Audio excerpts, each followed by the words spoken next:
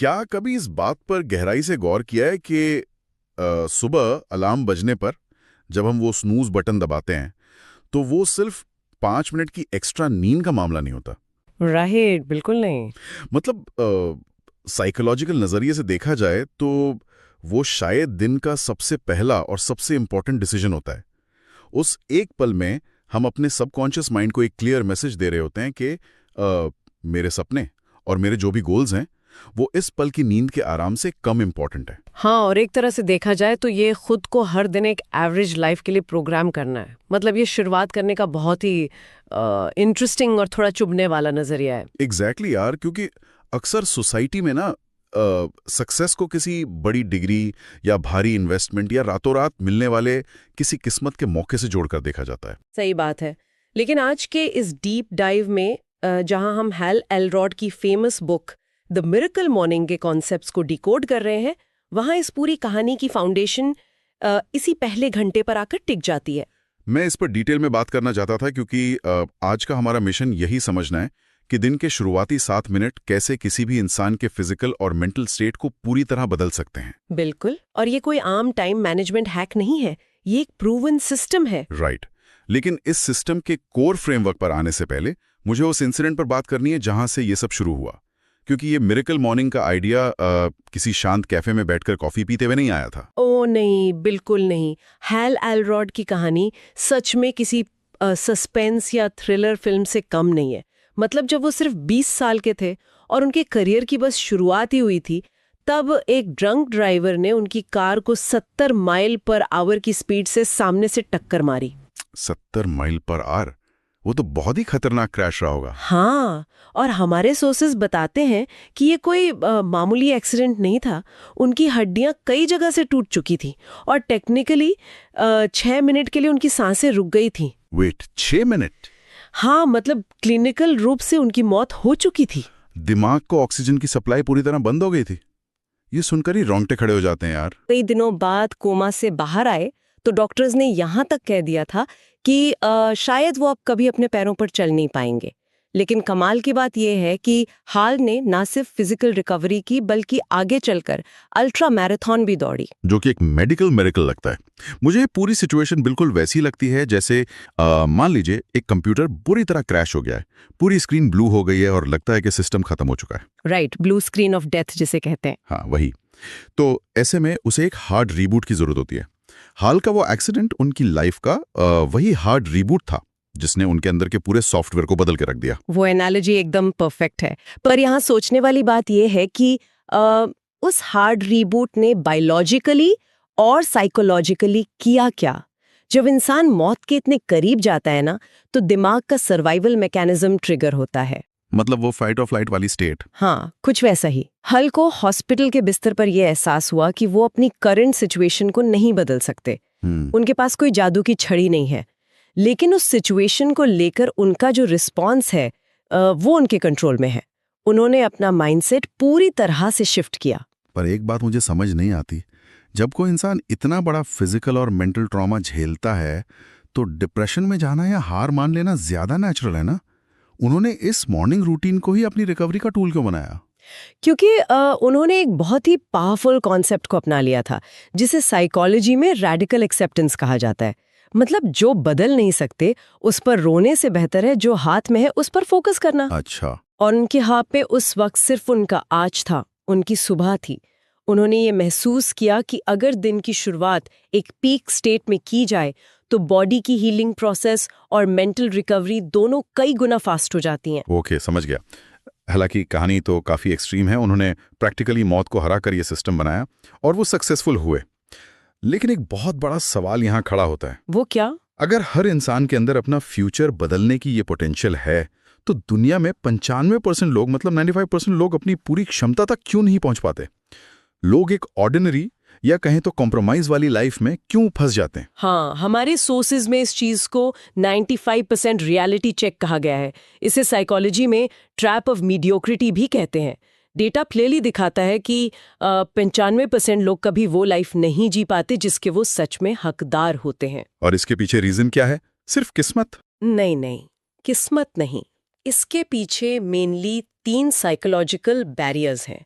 पहला है आपके पास्ट का भारी बोझ, दूसरा एवरेज स्टैंडर्ड्स को अपना लेना और तीसरा रिस्पॉन्सिबिलिटी लेने से बचना। एक मिनट, इन बैरियर्स को थोड़ा ब्रेक डाउन करते हैं यार। ये जो पास्ट का बोझ है, ये असल में इंसान को पीछे कैसे खींचता है? इसे ऐसे समझिए कि हमारा दिमाग पुरानी फेलियर्स का एक बहुत ही सॉलिड रिकॉर्ड रखता है ताकि हम दोबारा वो गलती ना करें। ये एक डिफेंस मैकेनिज्म है। राइट। लेकिन प्रॉब्लम तब होती है जब लोग उस रिकॉर्ड को अपनी आइडेंटिटी बना लेते हैं। अगर कोई इंसान पास्ट में किसी काम में फेल हुआ है तो उसका सबकॉन्शियस माइंड उसे पूरी तरह कन्विंस कर देता है कि वो आगे भी फेल ही होगा। वो अपने कल के बेसिस पर अपना आज डिसाइड करते हैं। ये तो बिल्कुल वैसा ही हुआ ना, जैसे कोई इंसान गाड़ी चलाते वक्त लगातार अपने रेयर व्यू मिरर में देख रहा हो। हाँ। अगर नजर सिर्फ पीछे वाले शीशे पर टिकी रहेगी कि पीछे क्या छूट गया, तो आगे विंडशील्ड से साफ रास्ता कैसे दिखेगा? एग्जैक्टली। ऐसे में तो आगे जाकर टकराना या एक्सीडेंट होना तय है। एकदम सही एनालॉजी है। और यहीं से दूसरा रीजन जुड़ता है, जो है एवरेज स्टैंडर्ड्स को एक्सेप्ट कर लेना। जब कोई इंसान लगातार पीछे देखता है और फेल होता है तो सोसाइटी उसे प्रैक्टिकल होने की एडवाइस देने लगती है। बड़े सपने देखने को बचपन की नादानी मान लिया जाता है। ये बहुत रिलेटेबल है। मुझे यहाँ एक लाइन याद आ रही है जो इस सिचुएशन पर एकदम फिट बैठती है। खुद से लड़ने का जुनून रखो, दुनिया अपने आप जीत जाओगे। लेकिन रियलिटी में 95% लोग खुद से लड़ना छोड़कर अपनी सर्कमस्टेंसेस से ही समझौता कर लेते हैं। यही तो सबसे बड़ी ट्रेजेडी है ना। और तीसरा रीजन जो सोर्सेज में बताया गया है, रिस्पॉन्सिबिलिटी न लेना, वो इसी ट्रेजेडी का बाय प्रोडक्ट है। ह्यूमन नेचर हमेशा एक एस्केप रूट ढूंढता है। मतलब दूसरों पर ब्लेम डालना। हाँ बिल्कुल। अगर कुछ गलत हुआ तो इकोनॉमी खराब है, फैमिली ने सपोर्ट नहीं किया या किस्मत खराब है। दूसरों को दोष देने से दिमाग को टेम्परेरी रिलीफ जरूर मिलता है, लेकिन इससे लाइफ का पूरा कंट्रोल भी छिन जाता है। सही बात है। जब तक इंसान ये तय नहीं करता कि मेरी जिंदगी की 100% रिस्पॉन्सिबिलिटी सिर्फ मेरी है, तब तक वो 5% वाले इलीट ग्रुप में एंट्री नहीं ले सकता। तो ये बात तो क्रिस्टल क्लियर है कि अगर उस 95% की भीड़ से निकलना है तो दिन की शुरुआत किसी बहुत ही अलग तरीके से करनी होगी। पर सवाल ये है कि ये अलग आखिर है क्या? इस एवरेज वाले दलदल से बाहर निकलने का प्रैक्टिकल मैकेनिज्म क्या है? सोर्सेज में इसका जवाब है हाल का सेवर्स फ्रेमवर्क, SAVERS। ये कोई सिर्फ मोटिवेशनल ज्ञान नहीं है, बल्कि सुबह के पहले घंटे को 6 पार्ट्स में बांटने का एक सिस्टम है। और ये सारी आदतें किसी न किसी साइंस पर बेस्ड है ना? बिल्कुल। ये सिस्टम पूरी तरह से न्यूरोलॉजी और हैबिट फॉर्मेशन की साइंस पर बेस्ड है। सेवर्स का हर एक लेटर एक ऐसी आदत को रिप्रेजेंट करता है जो दिमाग और बॉडी के अलग अलग हिस्सों को एक्टिवेट करती है। चलिए एस से शुरू करते हैं, जिसका मतलब है साइलेंस। साइलेंस। जनरली देखा जाए तो सुबह आंख खुलते ही सबसे पहला हाथ स्मार्टफोन की तरफ जाता है। नोटिफिकेशंस, ईमेल्स, रात भर में दुनिया में क्या बुरा हुआ है, ये सब। तो ये साइलेंस इससे कैसे अलग है और इसका बायोलॉजिकल इम्पैक्ट क्या होता है? देखिए, जब सुबह उठते ही स्क्रीन देखी जाती है और इन्फॉर्मेशन का ओवरलोड होता है तो दिमाग में कोर्टिजोल नाम का स्ट्रेस हार्मोन तेजी से रिलीज होने लगता है। दिन की शुरुआत ही एक पैनिक और रिएक्टिव मोड से होती है। ओह, इसलिए सुबह सुबह अजीब सी एंजाइटी होती है। एग्जैक्टली। इसके उलट जब सुबह के पहले 5 या 10 मिनट साइलेंस मतलब मेडिटेशन या डीप ब्रीदिंग में बिताए जाते हैं तो वो कोर्टिजोल का लेवल तेजी से गिरता है। बॉडी का पैरासिम्पैथेटिक नर्वस सिस्टम एक्टिवेट होता है। इससे फोकस, मेंटल क्लैरिटी और शांति बढ़ती है। आप दिन को रिएक्ट करने के बजाय रिस्पॉन्ड करना शुरू करते हैं। मतलब बाहर के शोर से पहले अंदर के शोर को म्यूट करना, ये बहुत पावरफुल है। इसके बाद आता है ए, यानी एफर्मेशंस या पॉजिटिव स्टेटमेंट्स। मुझे हमेशा से इस पॉइंट पर थोड़ा डाउट रहा है यार। कैसा डाउट? मतलब शीशे के सामने खड़े होकर खुद से बातें करना कि मैं महान हूं या मैं सक्सेसफुल हूं, क्या ये सच में काम करता है या ये सिर्फ एक फील गुड टेक्निक है? ये डाउट बहुत कॉमन है और शुरू में ऑलमोस्ट सबको लगता है। लेकिन न्यूरो साइंस में एक कॉन्सेप्ट है जिसे न्यूरोप्लास्टिसिटी कहते हैं। हमारा दिमाग कोई सॉलिड पत्थर नहीं है, ये प्लास्टिक की तरह फ्लेक्सिबल है, जिसे बार बार दोहराए जाने वाले थॉट से नया आकार दिया जा सकता है। ओके। जब कोई इंसान पूरे इमोशन और कन्विक्शन के साथ खुद से पॉजिटिव बातें कहता है तो वो सिर्फ हवा में शब्द नहीं फेंक रहा होता, वो असल में अपने दिमाग के न्यूरल पाथवेज को रीवायर कर रहा होता है। ओह, तो इसका मतलब एफर्मेशन एक तरह का सॉफ्टवेयर अपडेट है। अगर दिमाग का पुराना सॉफ्टवेयर लगातार कह रहा है कि मुझसे नहीं होगा, तो एफर्मेशन धीरे धीरे उस पुराने कोड को ओवरराइट कर देता है। सही पकड़े हैं। फिर वापस आते हैं विजुअलाइजेशन। क्या ये एफर्मेशन से अलग होता है? काफी अलग है। एफर्मेशन शब्दों से काम करता है और विजुअलाइजेशन इमेजेस से। जब कोई इंसान आंखें बंद करके अपनी सक्सेस को पूरी डिटेल में इमेजिन करता है कि वो कैसा महसूस कर रहा है, आसपास के लोग क्या कह रहे हैं, तो दिमाग का रेटिकुलर एक्टिवेटिंग सिस्टम या आरएएस ट्रिगर होता है। ये आरएएस क्या करता है एग्जैक्टली? दिमाग को ना असली घटना और बहुत गहराई से सोची गई काल्पनिक घटना के बीच का फर्क नहीं पता होता। अगर सक्सेस को डीपली विजुअलाइज किया जाए तो दिमाग उस पर ऐसे रिएक्ट करता है जैसे वो सच में हो रहा हो। दुनिया के टॉप एथलीट्स मैदान में उतरने से पहले 1000 बार अपने दिमाग में रेस जीत चुके होते हैं। ये तो लिटरली ब्रेन हैक करने वाली बात हो गई। अब ई की बारी, यानी एक्सरसाइज।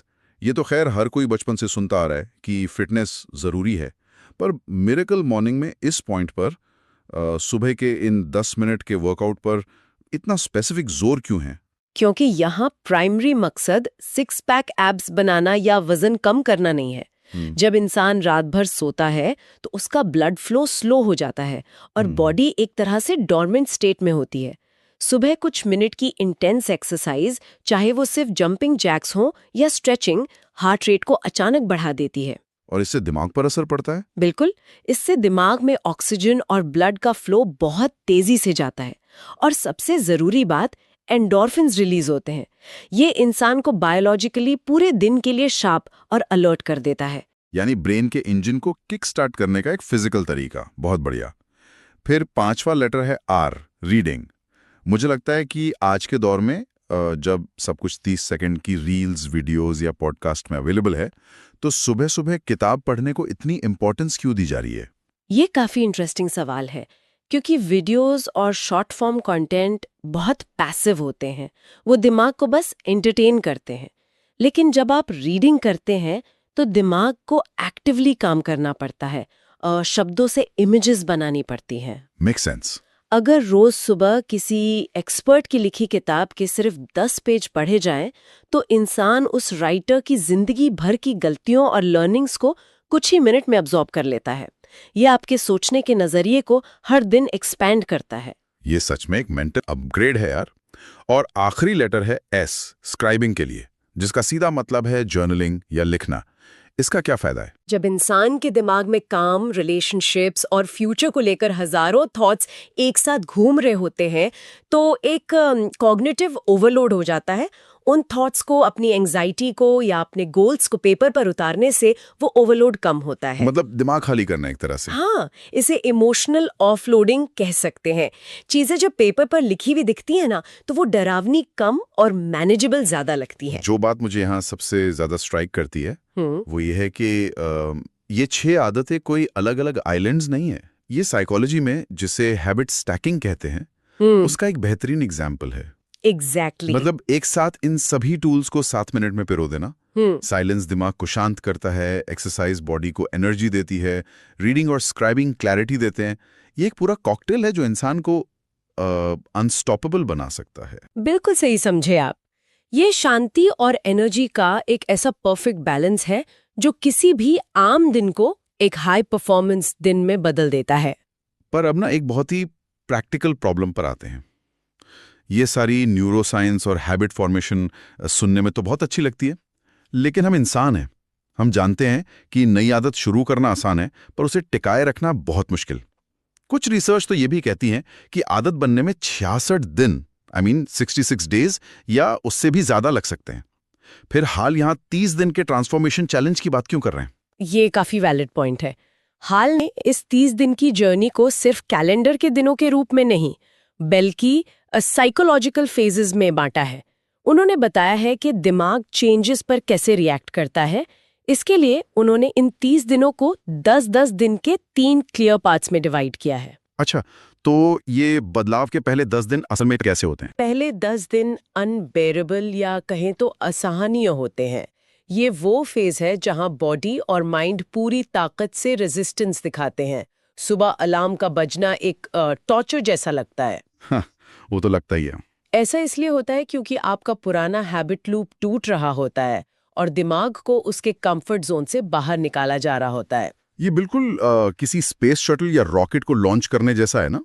जब एक रॉकेट जमीन से स्पेस की तरफ उड़ता है तो धरती की ग्रेविटी उसे पूरी ताकत से नीचे खींचती है और उसे उस ग्रेविटी को तोड़ने के लिए शुरुआत के कुछ ही मिनट में अपना सबसे ज्यादा फ्यूल जलाना पड़ता है। हमारी जो पुरानी आदतें हैं, जो कंफर्ट जोन है, वो जो एक्स्ट्रा नींद का लालच है, वो उसी ग्रेविटी की तरह है। बदलाव के पहले 10 दिन उस साइकोलॉजिकल ग्रेविटी से बाहर निकलने का वही भारी स्ट्रगल है। वाह, ये बहुत ही पावरफुल एनालॉजी है यार। और मैं प्रॉब्लम ये है कि ज्यादातर लोग इसी ग्रेविटी को देखकर उन पहले 10 दिनों की तकलीफ को झेल नहीं पाते और हार मान लेते हैं।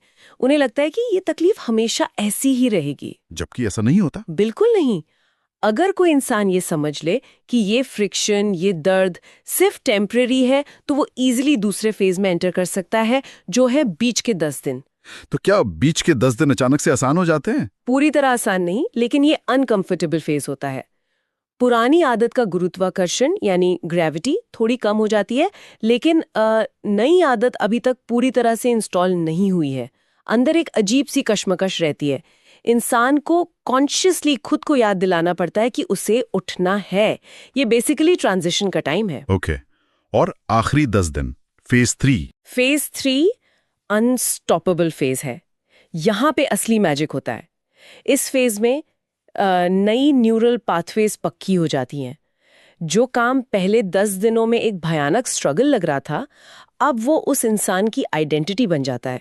मतलब अब विल पावर की जरूरत नहीं पड़ती। एग्जैक्टली उसे अलार्म की जरूरत कम पड़ने लगती है।